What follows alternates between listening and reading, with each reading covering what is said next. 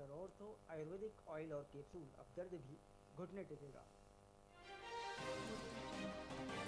अंबिकापुर से दिल्ली तक airlines air की फ्लाइट सेवा मार्च से शुरू, सप्ताह में 2 दिन चलेगी उड़ान, कंपनी ने जारी किया शेड्यूल।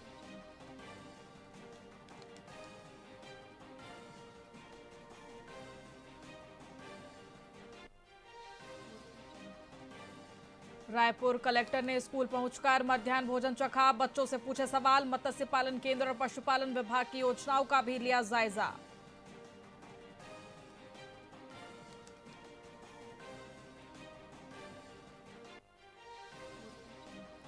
धमतरी स्कूल में खतरनाक खेल का खुलासा, ब्लेड पेन से एक दूसरे को दिए टास्क, 35 छात्रों के हाथों पर निशान मिले, प्रिंसिपल को जारी हुआ नोटिस।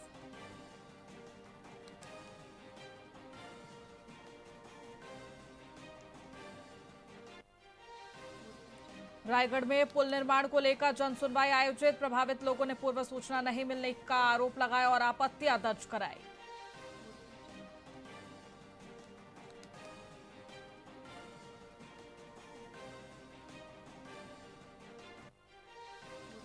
रायपुर में पहली बार जिला सैनिक कल्याण अधिकारियों का कॉन्क्लेव, पहले दिन 10 जिलों के अधिकारी पहुंचे, पूर्व सैनिक की समस्याओं पर चर्चा।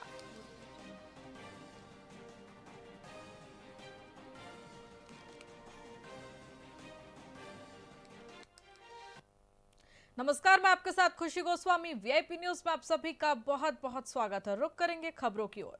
चापा में आगामी होली पर्व को शांतिपूर्ण और सौहार्दपूर्ण माहौल से संपन्न कराने के उद्देश्य से थाना परिसर में शांति समिति की बैठक आयोजित की गई। बैठक एसडीओपी योगिता खापड़े और थाना प्रभारी अशोक वैष्णव की उपस्थिति में संपन्न हुई। वहीं एसडीओपी ने होली को भाईचारे का त्योहार बताते हुए अफवाहों से दूर रहने और संदिग्ध गतिविधियों की सूचना तुरंत पुलिस को देने की अपील की। साथ ही थाना प्रभारी ने संवेदनशील क्षेत्रों में पुलिस तैनाती और हुड़दंग करने वालों पर कार्रवाई की चेतावनी दी है।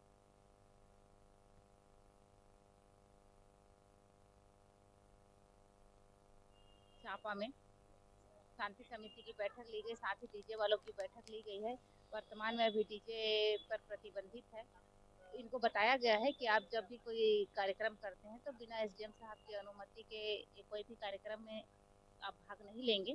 साथ ही यहाँ पे जो आसपास के क्षेत्रों में जो घटनाएं हो रही हैं उन घटनाओं पर भी निगाह रखने के लिए लोगों की मदद दी जाएगी।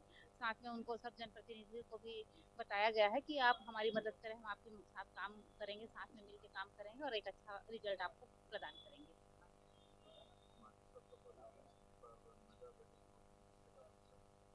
अभी आगामी आने वाला होली त्योहार है, जिसके मद्देनजर भी ये मीटिंग रखी गई थी, जिसमें असामाजिक तत्व जो आसपास में उटपटांग घटनाएं कर रहे हैं उनके ऊपर भी निगाह रखी जा रही है। साथ में उनके भी नए नए हिस्ट्री शीट खोले जा रहे हैं, उनके ऊपर प्रतिबंधात्मक कार्रवाई भी की जाएगी। कसडोल विकासखंड के कोर्राडी स्थित शासकीय पूर्व माध्यमिक विद्यालय में प्रधान पाठक पर अभद्र व्यवहार और मिड डे मील में अनियमितता के गंभीर आरोप लगे हैं। छात्रा व पालकों का आरोप है कि बच्चों से अपमानजनक टिप्पणियां की गई और तय मेन्यू के अनुसार भोजन नहीं दिया जा रहा। तो वहीं दाल सब्जी की कमी और कम मात्रा को लेकर आक्रोश फैल गया। बड़ी संख्या में पालकों ने स्कूल पहुंचकर निष्पक्ष जांच और सख्त कार्रवाई की मांग की। साथ ही प्रशासनिक कदमों पर नजर भी है।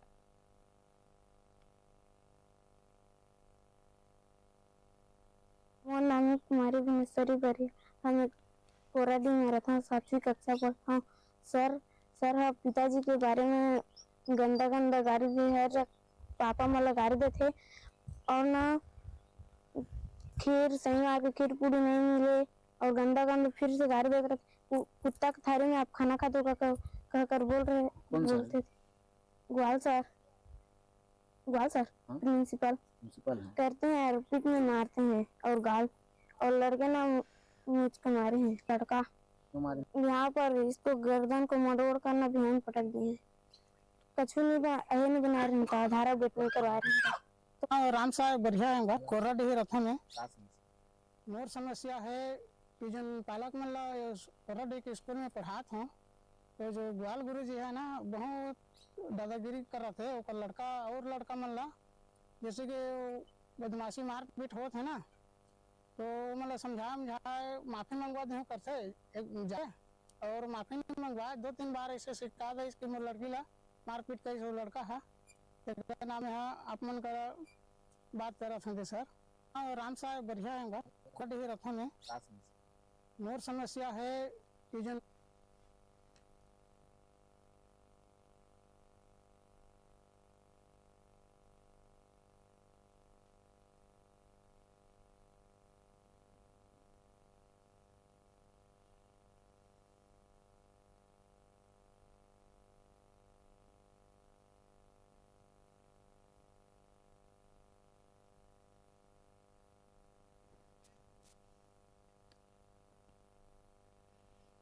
तिल्दा नेवरा पुलिस ने घेराबंदी कर नशीले पदार्थों की तस्करी कर रहे हर्ष सोनी को गिरफ्तार किया है।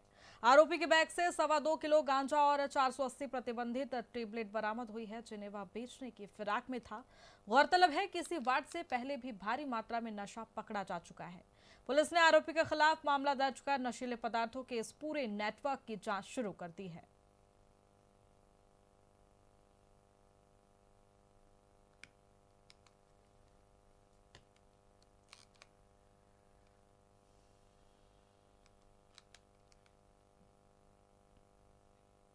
छत्तीसगढ़ के उप मुख्यमंत्री अरुण साव ने असम दौरे से लौटकर दावा किया है कि वहां भाजपा के पक्ष में जबरदस्त लहर है। साव ने कहा कि पिछले 10 वर्षों में डबल इंजन सरकार ने बुनियादी ढांचे और जनहितैषी योजनाओं से असम की तस्वीर बदली है। उन्होंने विपक्ष पर निशाना साधते हुए कहा कि कांग्रेस केवल दावों तक सीमित है, जबकि जनता विकास की निरंतरता चाहती है। साव के अनुसार आगामी चुनावों में एनडीए ऐतिहासिक सीटों के साथ फिर से सरकार बनाएगी। आसाम में अपने दूसरे चरण के प्रवास के बाद वापस आए हैं। आसाम में पिछले 10 सालों में डबल इंजन की सरकार ने जो काम किया है, जिस प्रकार से इन 10 सालों में आसाम की दशा और दिशा बदली है, आम लोगों का जीवन आसान हुआ है, हर वर्ग के कल्याण के लिए जो काम हुए हैं, अधोसंरचना का जो विकास हुआ है, और इसलिए आसाम की जनता ने तय कर रखा है फिर से भारतीय जनता पार्टी की सरकार बनाने का, और आसाम में भारतीय जनता पार्टी की सरकार बनाकर एक बार फिर डबल इंजन की सरकार बनाने का निर्णय आसाम की जनता ने कर लिया है। आसाम में पूरी तरह से भारतीय जनता पार्टी के पक्ष में वातावरण है।